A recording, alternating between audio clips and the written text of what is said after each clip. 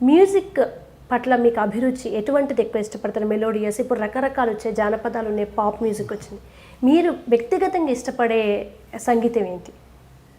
వ్యక్తిగతంగా ఇష్టపడేది 100% మెలడీ అండి. మెలడీ ఎక్కువ. సాహిత్యం, ఆత్రేయ గారి సాహిత్యం అంటే నాకు మహా ఇష్టం అండి.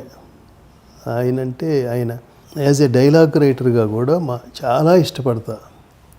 ఎందుకంటే చాలా తక్కువ మంది రైటర్స్ ఉంటారండి అట్లాగా.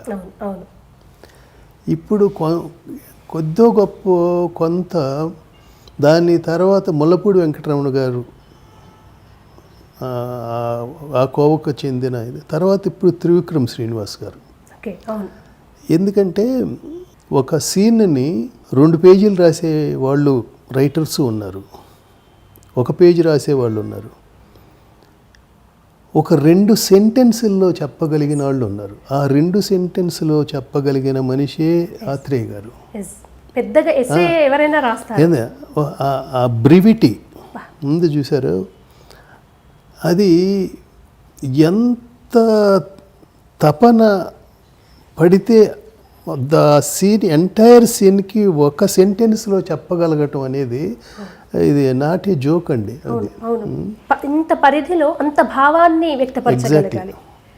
మీరు అన్నట్టుగా 3 పేజీల్లో మన మనసులో ఉన్న భావాన్ని వ్యక్తపరచగలం. 3 ముక్కలో చెప్పమంటేనే కష్టం అవుతుంది. పాసిబుల్. ముల్లపూడి వెంకటరమణ గారి గురించి వచ్చింది. ముల్లపూడి వెంకటరమణ గారితో మీకు మంచి సాన్నిహిత్యం ఉంది. ఆయన ఒక సమస్యలో ఉన్నప్పుడు మీరు హెల్ప్ చేశారని కూడా విన్నాం. ఆయనతో మీ అనుభవాలు ఒకసారి మాతో పంచుకుంటారు. అంటే నేను బాగా చిన్నవాడిని అండి నేను. బట్ త్రూ మై ఫాదర్, మా ఫాదర్కి సాహిత్యం మీద చాలా బాగా అనుభవం ఉండేది. అంటే ఆయన కమ్యూనిస్టు, ఎక్కువ కమ్యూనిస్టు సిద్ధాంతాలతో ఆయన కూడా కొన్ని వ్యాసాలు రాసి జైలుకి వెళ్ళేస్తూ ఉండేవాళ్ళు అనమాట. అట్లాగా నవోదయ పబ్లికేషన్స్ ఆయన మా ఫాదర్ ఫ్రెండ్గా ఉంటూ ఉండగా ముల్లపూడి రమణ గారు కూడా అప్పుడు వాళ్ళతో అట్లాంటి ఇందులో అప్పుడప్పుడు వెళ్ళి కలుస్తూ ఉండేవాడిని, బాపు గారిని, రమణ గారిని. అలా సాన్నిధ్యం. బట్ సహాయం అనేది అవి చెప్పకూడదు అండి. కర్ణ సిద్ధాంతం ఎడవ చేతికి చేస్తే కుడి చేతికి తెలియదు అన్నట్టుగా. తర్వాత జంధ్యాల గారి గురించి ఒక వార్త విని అందరం చెల్లించిపోయి ఆయనను అభిమానించేవాళ్ళు. చివరి దశలో ఆర్థికంగా చాలా చితికిపోయారని, అది నిజమే అంటారా అండి? అబ్బాయి, ఆయన ఆర్థికంగా చితికిపోవటం ఏంటండి? ఆయన కానీ వాళ్ళ మిస్సెస్ కానీ జమీందార్స్ అండి వాళ్ళు.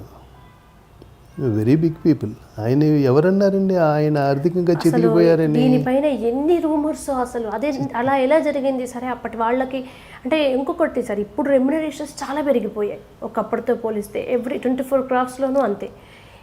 ఎక్కడైనా వాస్తవం ఉంది సార్? మీలాంటి వాళ్ళు అయితేనే మాకేమైనా నిజం తెలిసే అవకాశం లేదండి.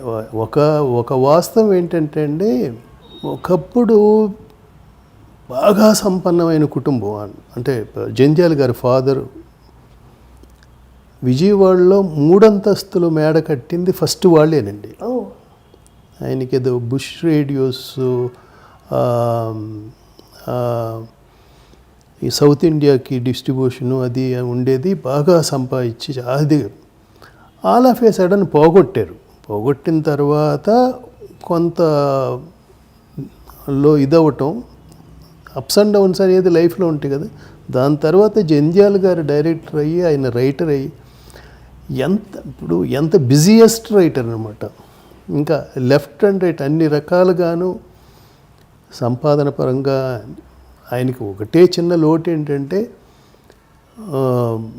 పిల్లలు లేరు అనే లోటు కొంత ఉంటా ఉండేది.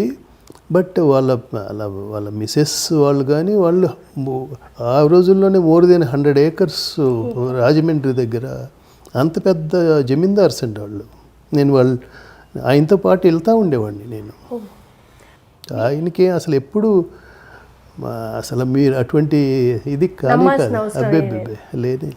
లియో ఎంటర్టైన్మెంట్ ఈ ఛానల్ని ప్లీజ్ సబ్స్క్రైబ్ చేయండి, షేర్ చేయండి, లైక్ చేయండి. Please subscribe to Leo entertainment. Please subscribe to Leo Entertainment YouTube channel. Subscribe Leo Entertainment channel. Leo Entertainment. Please subscribe this channel. Hi, నేను ఆనంద్ రంగానే. Please subscribe to Leo entertainment. ఇలాంటి interesting videos కోసం తప్పకుండా మా ఛానల్ని subscribe చేయండి.